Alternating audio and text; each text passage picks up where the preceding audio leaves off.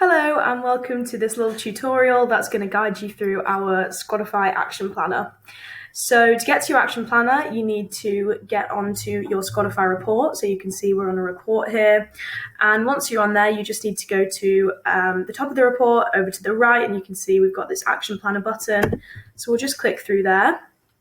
So when this comes up, you can see on the left-hand side here, we've got a little drag and drop feature. So I'll go into how that works a little bit later, but you can see we've got our specific questions that we were answering in the survey, things like, do we have enough resources to get the job done? Then we've got the 3 C's, and we've got the dynamics here. But first, I just want to talk a little bit about how we've planned out this Squadify action planner. So we base this on what we call the 3 W's, which is a tried and tested leadership framework. So W1, what is our goal and why?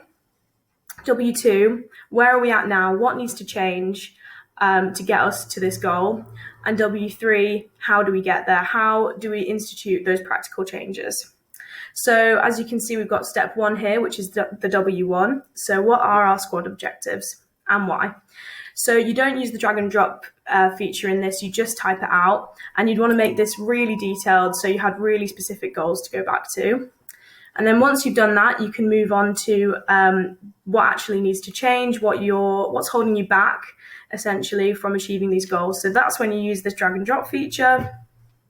So we can go from the questions, the 3 C's, or the dynamics. So let's say my squad doesn't actively participate enough and that's holding us back. I'm just going to grab onto it and drop it in this box here.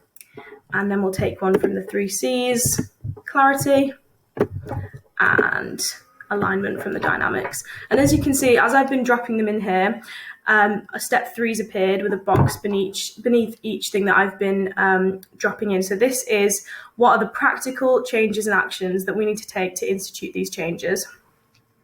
So beneath each thing that you've dragged and dropped, you'd then write in your notes again, you wouldn't be dragging and dropping it, you'd be typing it out, the practical changes. So for example, actively participate, maybe you'd want to institute more meetings or some kind of team working exercises that ensured that people were participating more. And we really recommend that you put in people, like the names of people who are responsible and the dates by which these things need to be done to make sure that these practical changes are really being made. So I'll just show you how to save that then, but I've just got to type out something here. So communication and overall revenue, for example. And then for actions, we'll say meetings, clarity,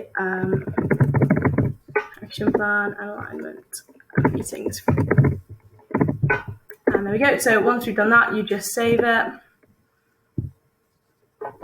And then you can leave or you can continue editing.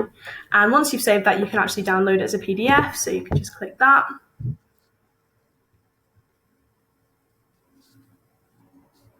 And there you go, it's in my files there. So that's how you use our Squadify action planner. Thank you very much.